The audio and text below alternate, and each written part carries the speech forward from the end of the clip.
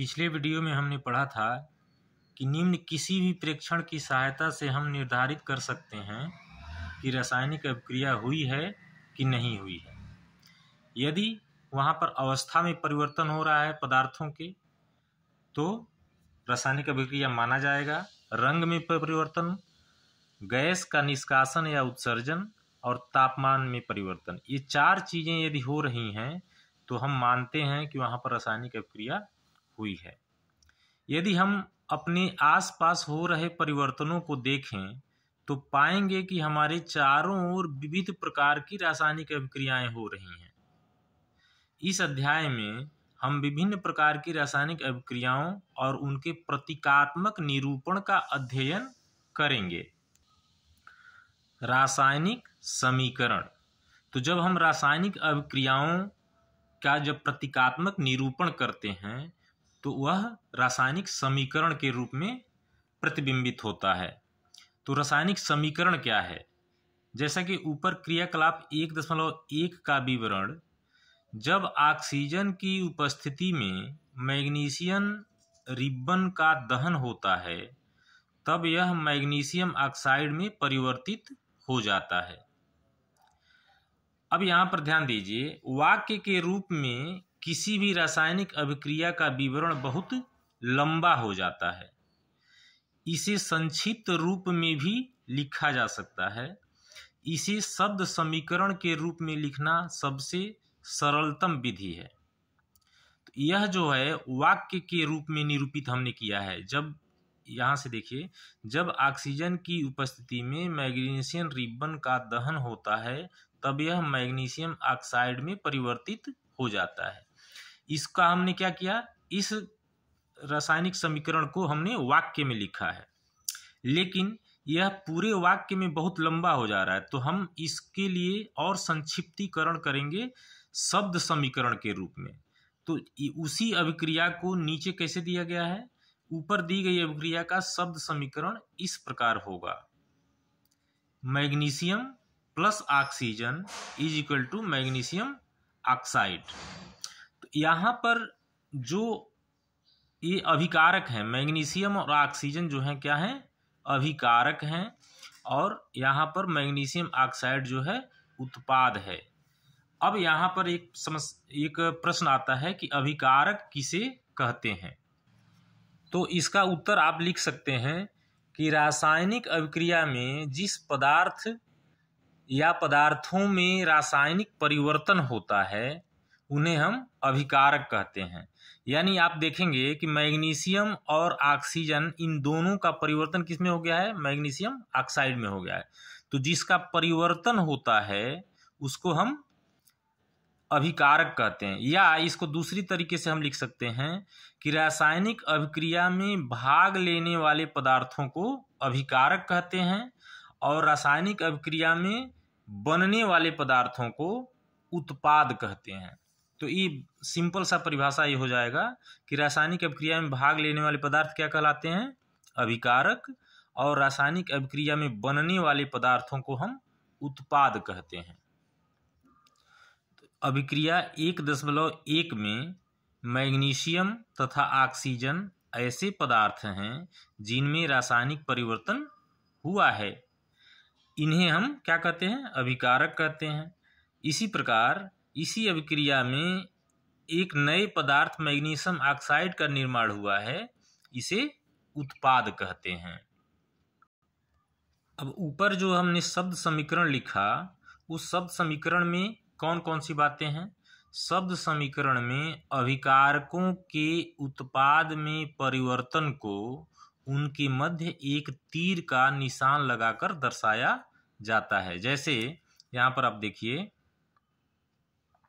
यहाँ पर अभिकारक से उत्पाद जब बना है तो यहाँ पर एक तीर लगाया गया है। तो शब्द समीकरण में एक तीर का प्रयोग हम करते हैं। उसके बाद से अभिकारकों के बीच योग, यानी यदि अभिकारक दो हैं, दो या दो से अधिक हैं, तो उनके बीच, जैसे मैग्नीशियम प्लस ऑक्सीजन, तो अभिकारकों के बीच योग प्लस का चिन्ह लगाकर उन्हें बाईं ओर लिखा जाता है, तीर से बाईं ओर लिखा जाता है। इसी प्रकार उत्पादों के बीच भी, यदि उत्पाद यहाँ पर तो एक ही है लेकिन कहीं कहीं पर उत्पाद 2 या 3 होते हैं, तो उत्पादों के बीच में भी प्लस का चिन्ह लगाकर उन्हें हम दाईं तरफ, तीर के दाईं तरफ लिखते हैं। तीर का सिरा उत्पाद की ओर होता है, जो तीर का सिरा है वह उत्पाद की ओर होता है, तथा यह अभिक्रिया होने की दिशा को दर्शाता है। यानी तीर जिस दिशा में होता है तो ये दर्शाता है कि अभिक्रिया किस दिशा में हो रही है। यहाँ पर मैग्नीशियम प्लस ऑक्सीजन से अभिक्रिया होकर वह मैग्नीशियम ऑक्साइड बन रहा है, इसलिए मैग्नीशियम ऑक्साइड की तरफ तीर लगा हुआ है।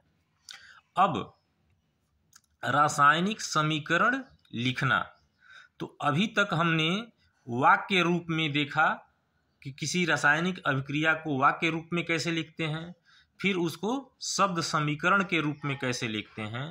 अब उसका रासायनिक समीकरण कैसे लिखेंगे, तो रासायनिक समीकरण की सबसे संक्षिप्त विधि जो है वो रासायनिक सूत्र द्वारा हम उसका रासायनिक सूत्रों का उपयोग करके लिखते हैं। जैसे, क्या रासायनिक समीकरण के निरूपण की इससे भी संक्षिप्त विधि है? शब्दों की जगह रासायनिक सूत्र का उपयोग करके रासायनिक समीकरणों को अधिक संक्षिप्त तथा उपयोगी बनाया जा सकता है। रासायनिक समीकरण किसी रासायनिक अभिक्रिया को दर्शाता है। यदि आप मैग्नीशियम ऑक्सीजन तथा मैग्नीशियम ऑक्साइड के सूत्रों का स्मरण करें तो उपरोक्त शब्द समीकरण इस प्रकार लिखा जा सकता है। तो हमने पहले वहां पर जो विवरण दिया था मैग्नीशियम ऑक्सीजन से मैग्नीशियम ऑक्साइड के बनने का, तो वह वाक्य में हो गया था। फिर वाक्य के बाद हमने क्या किया था, शब्द समीकरण में लिखा था। फिर शब्द समीकरण के बाद से अब सबसे संक्षिप्त और सबसे महत्वपूर्ण जो है रासायनिक समीकरण हम किस विधि से लिख सकते हैं, रासायनिक सूत्र का उपयोग करके लिख सकते हैं। तो यहाँ पर वही लिखा गया है। Mg क्या है, ये मैग्नीशियम का संकेत है, Mg प्लस O2।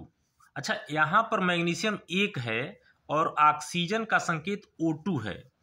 चूंकि मैग्नीशियम एक तत्व है और यहाँ पर ऑक्सीजन जो है अणु के रूप में है, जिसको हम पिछली कक्षा 9th में पढ़ चुके हैं कि ऐसा क्यों होता है। तो ये ध्यान रखिए, यहाँ पर O2 होगा। ऑक्सीजन का जब हम प्रतिकरण करते हैं, रासायनिक सूत्र लिखते हैं, तो वह O2 के रूप में होता है। तो Mg plus O2 is equal to MgO, यानी यह मैग्नीशियम ऑक्साइड बन गया। अब यहाँ पर देखिए, यहाँ तीर लगा हुआ है ना, तो तीर के निशान के बाईं और दाईं ओर के तत्वों के परमाणुओं की संख्या की गिनती कर इनकी तुलना करें।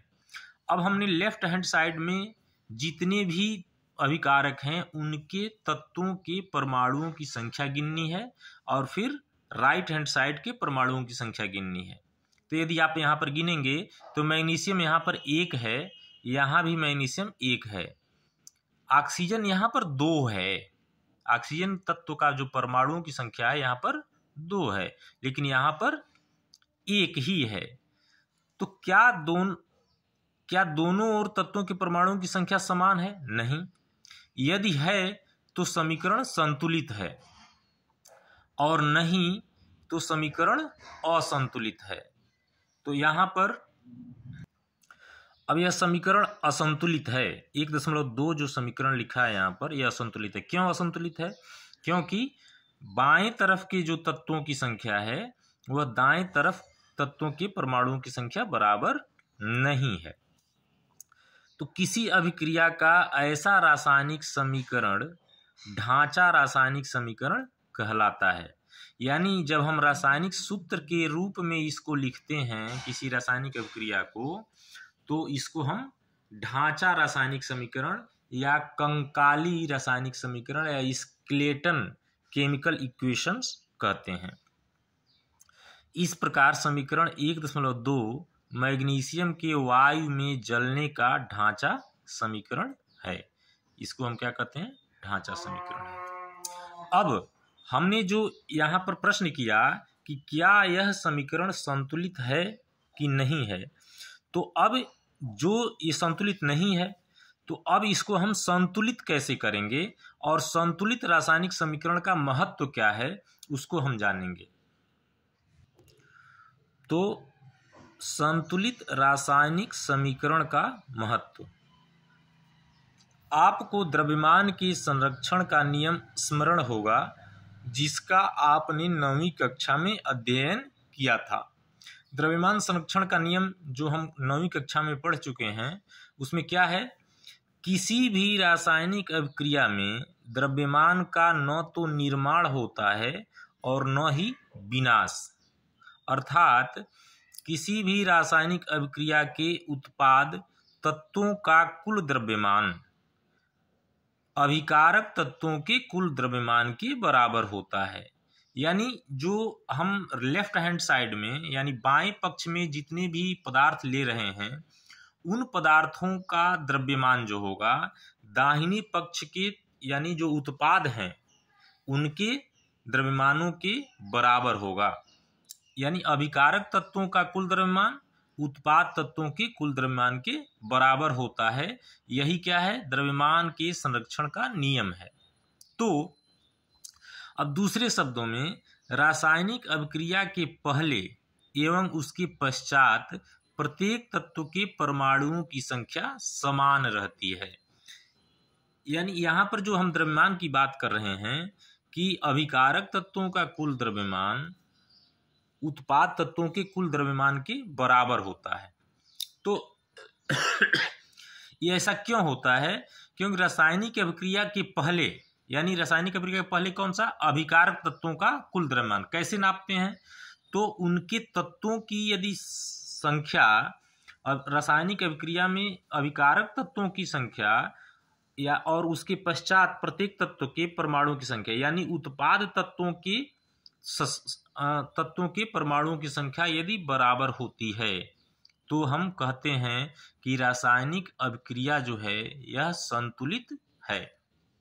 इसलिए हमें कंकाली समीकरण को संतुलित करना आवश्यक होता है।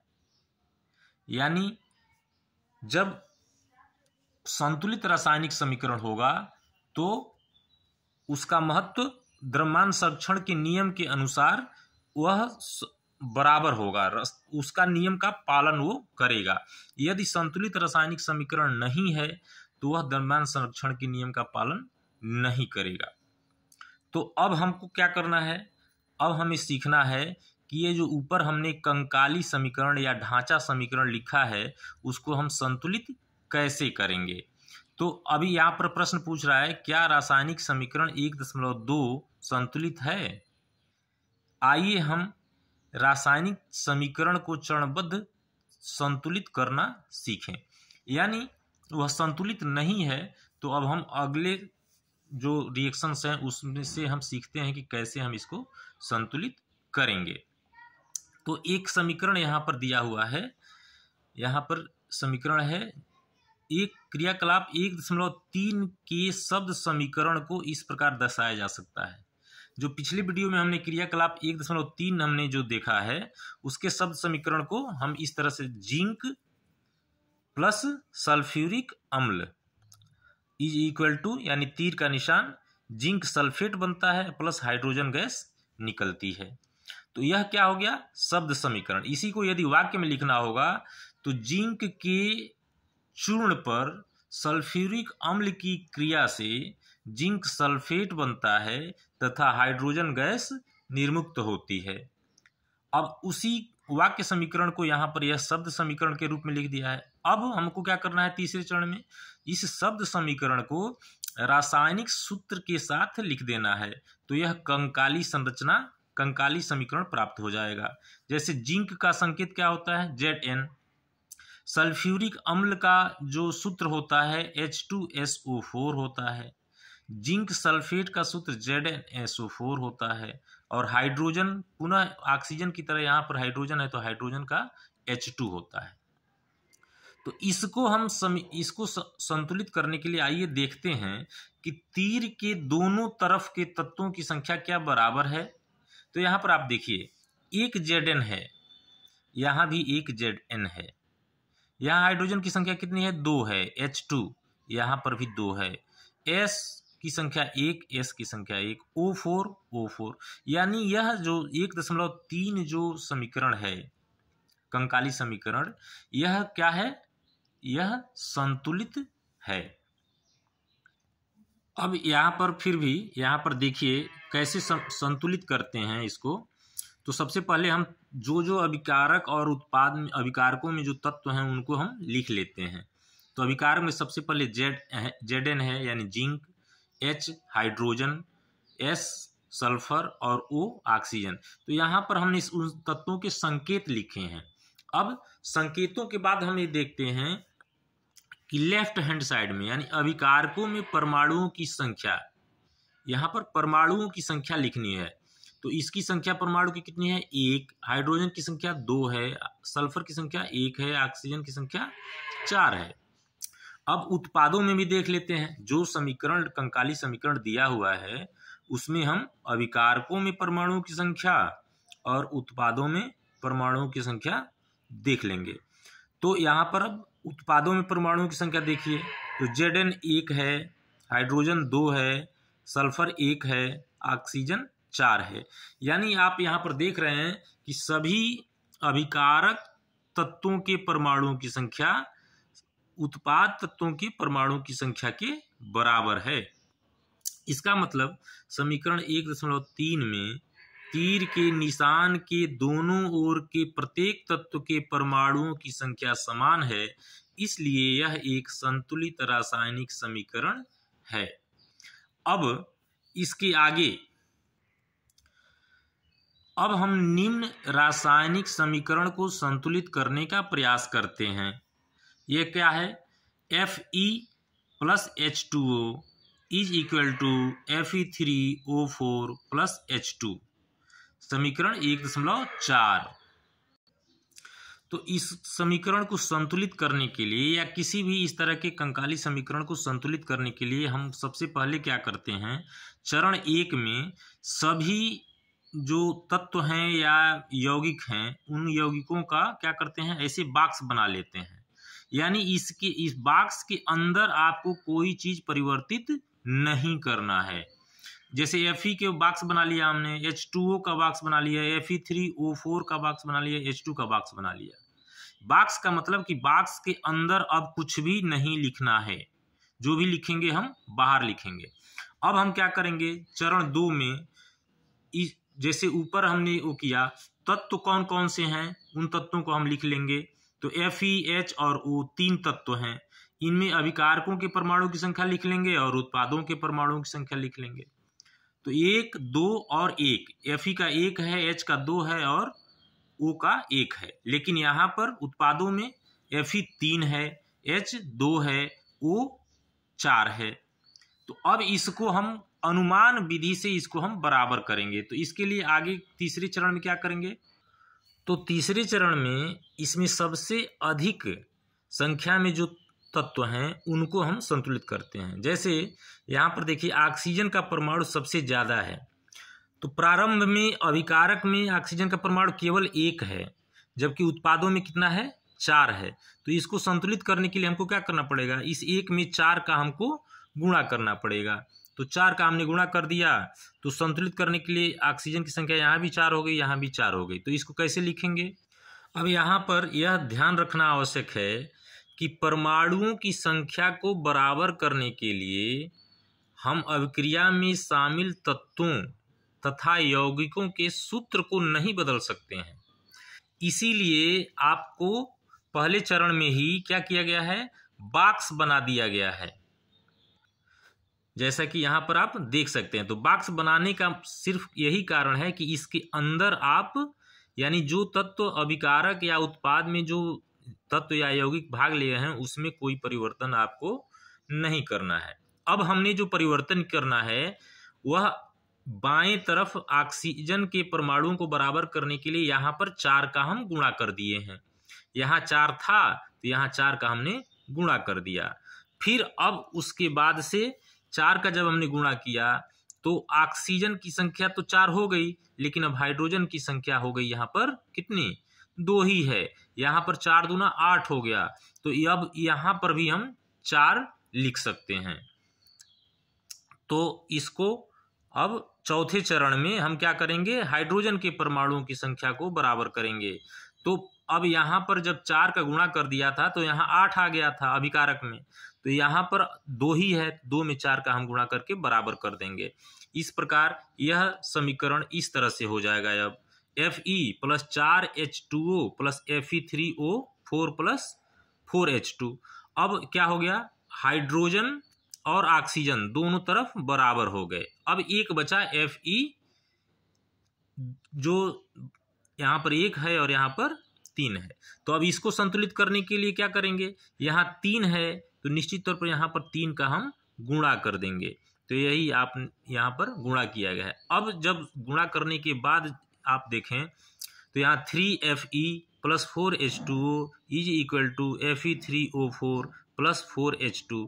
इसको यदि आप देखें तो अंतिम चरण में इसको हम देख रहे हैं कि सब संतुलित हो गए, यानी अभिकारक में तत्वों के परमाणुओं की संख्या बराबर उत्पाद में तत्वों के परमाणुओं की संख्या बराबर हो गई है।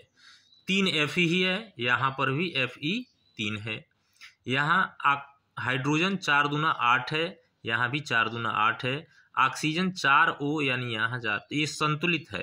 अंत में इस संतुलित समीकरण के जांच के लिए हम समीकरण के दोनों ओर के तत्वों के परमाणुओं की संख्या का परिकलन करते हैं, जैसा हमने कर लिया।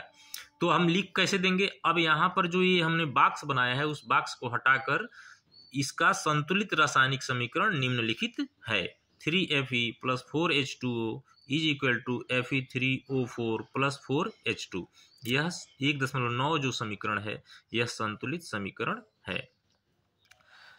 समीकरण 1.9 में दोनों ओर के तत्वों के परमाणुओं की संख्या बराबर है, अतः यह समीकरण अब संतुलित है। रासायनिक समीकरणों को संतुलित करने की इस विधि को हीट एंड ट्रायल विधि कहते हैं। हीट एंड ट्रायल विधि को हिंदी में अनुमान विधि भी कहते हैं, क्योंकि सबसे छोटी पूर्ण संख्या के गुणांक का उपयोग करके समीकरण को संतुलित करने का प्रयास करते हैं, यहाँ पर प्रयत्न करते हैं। तो यहाँ पर चरण 6 तक हमने कंकाली संरचना को क्या कर लिया, संतुलित कर लिया, तो वह संतुलित रासायनिक समीकरण हो गया।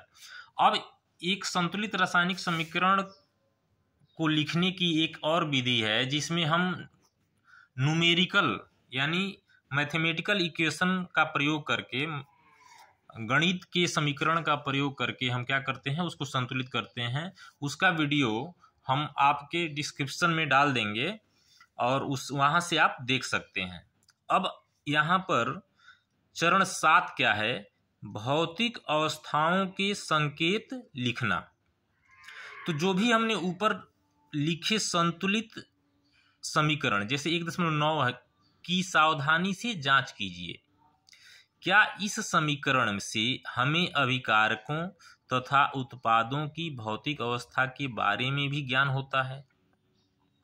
इस समीकरण में उनकी भौतिक अवस्थाओं की कोई जानकारी नहीं है। यहाँ पर आप देखिए भौतिक अवस्था क्या होती है। भौतिक अवस्था होती है जैसे 3Fe प्लस 4H2O। तो आप जानते हैं Fe लोहा जो है वो क्या है, किस अवस्था में यहाँ पर है, गलित अवस्था में है कि ठोस अवस्था में है। यानी भौतिक अवस्था का मतलब ठोस, द्रव और गैस से है। तो यहाँ पर कहीं पर हमने दर्शाया नहीं है कि इसमें लोहा, पानी या ये Fe3O4 या 4H2 किस अवस्था में है। तो इसमें हम संतुलित करने के बाद यदि प्रश्न आता है कि निम्नलिखित रासायनिक समीकरणों को संतुलित करिए, तो आप यहाँ तक संतुलित कर सकते हैं, लेकिन इसी समीकरण में और भी भौतिक अवस्थाओं को भी यदि हम बतला दें तो यह समीकरण और भी ज़्यादा उपयोगी हो सकता है। तो 7वें चरण में हमने इसको करना है। रासायनिक समीकरण को अधिक सूचनापूर्ण बनाने के लिए अभिकारकों तथा उत्पादों के रासायनिक सूत्र के साथ उनकी भौतिक अवस्था को भी दर्शाया जाता है। अब कैसे दर्शाते हैं? अभिकारकों तथा उत्पादों के गैस, द्रव, जलीय तथा ठोस, ये 4 अवस्थाएं हैं को हम क्या करते हैं? गैस को G से प्रदर्शित करते हैं, द्रव को L यानी लिक्विड से प्रदर्शित करते हैं, जलीय का मतलब जहां पर पानी हो उसको हम एक्वस से AQ से प्रदर्शित करते हैं, और ठोस अवस्थाओं को हम S यानी सॉलिड से प्रदर्शित करते हैं। तो अभिकारक या उत्पाद जब जल में घोल के रूप में उपस्थित होते हैं तब हम AQ लिखते हैं। यहां ध्यान दीजिएगा, लिक्विड के रूप में तो भी होगा, लेकिन जब जल में घोल के रूप में होगा तो हम AQ लिखेंगे, और यदि जल नहीं है और लिक्विड अवस्था में है तो हम L लिखेंगे। अब संतुलित समीकरण 1.9 किस प्रकार लिखेंगे? अब देखिए यहाँ पर 3Fe, अब Fe जो आयरन है, लोहा है, वह सॉलिड अवस्था में यहाँ पर है तो S लिख देंगे आगे। 4H2O, यहाँ पर 4H2O जो है ना, पानी जो है, जल, आप सामान्य ताप पर तो जल होता है, लेकिन यहाँ पर उस भाप का प्रयोग किया गया है, तो भाप के प्रयोग करने के कारण यहाँ पर G लिखा गया है, यानी वह गैस रूप में है। ठीक, Fe3O4, अब यहाँ भी यह सॉलिड है लेकिन हाइड्रोजन गैस बन रही है, तो उस हाइड्रोजन गैस को हम G लिख देंगे। अब वही चीज कर रहा है, ध्यान दीजिए, समीकरण 1.10 में H2O के साथ G चिन्ह का उपयोग किया गया है। यह दर्शाता है कि इस अभिक्रिया में जल का उपयोग भाप के रूप में किया गया है। प्रायः हर रासायनिक समीकरण में भौतिक अवस्था को शामिल नहीं किया जाता है जब तक कि यह आवश्यक न हो। कभी कभी अभिक्रिया की परिस्थितियां जैसे कि ताप, दाब, उत्प्रेरक आदि को भी तीर के निशान के ऊपर या नीचे दर्शाया जाता है। जैसे यहाँ पर आप देखिए, CO carbon monoxide gas plus 2H2 hydrogen gas. अब ये तीर लगा है, क्या बनता है? CH3OH, ये मेथेनॉल बन रहा है, मेथिल एल्कोहल। यह लिक्विड फॉर्म में है, लेकिन अब यह किस परिस्थिति में बनता है? 340 एटमॉस्फेरिक प्रेशर पर यह निर्माण होता है। तो ऊपर हमने लिख दिया 340 एटमॉस्फेरिक प्रेशर, ATM। उसी तरह से दूसरा समीकरण 6CO2 plus 12H2O is equal to C6H12O6। यहाँ पर 6CO2 क्या है? कार्बन डाइऑक्साइड, और यह पानी है, जल है। अच्छा, जल को यहाँ पर लिक्विड फॉर्म में दिखाया गया है, क्यों? क्योंकि यहाँ पर भाप का प्रयोग नहीं हो रहा है। सूर्य के प्रकाश की उपस्थिति तथा क्लोरोफिल की उपस्थिति, ये पेड़ पौधों के जो हरे पत्ते होते हैं उसमें क्लोरोफिल पाया जाता है, और यह क्लोरोफिल और सूर्य के प्रकाश की उपस्थिति में जो वातावरण में कार्बन डाइऑक्साइड है और जल की सहायता से क्रिया करके यह ग्लूकोज का निर्माण करता है, यानी पौधे हमारे लिए भोजन तैयार करते हैं ग्लूकोज के रूप में। C6H12O6 यह ग्लूकोज का सूत्र है, प्लस 6O2। आप जानते हैं कि पौधे हमारे लिए ऑक्सीजन भी देते हैं, तो वही ऑक्सीजन हम ग्रहण करते हैं, और कार्बन डाइऑक्साइड जो हम छोड़ते हैं वो पौधे लेके पुनः ऑक्सीजन बनाते हैं। तो 6O2 हो गया प्लस 6H2O हो गया, तो 1.12। अच्छा, इस समीकरण को हम जो गणितीय मेथड से करने का प्रयास करते हैं तो यह नहीं होता है, क्योंकि गणित में एक फार्मूला होता है कि जितने वेरिएबल यानी जितने चरों का मान हमको निकालना होता है, कम से कम उतना समीकरण होना चाहिए। तो यहाँ पर वेरिएबल ज़्यादा हैं लेकिन समीकरण की संख्या कम हो जाती है, तो इस समीकरण को आपको याद रखना होगा संतुलित करने के लिए। 6CO2 प्लस 12H2O में एक ग्लूकोज बनता है, 6O2 और 6H2O बनता है, ये तो ध्यान रखिएगा, ग्लूकोज, ऑक्सीजन और पानी। तो इस तरह से यहाँ पर दूसरा पार्ट खत्म होता है।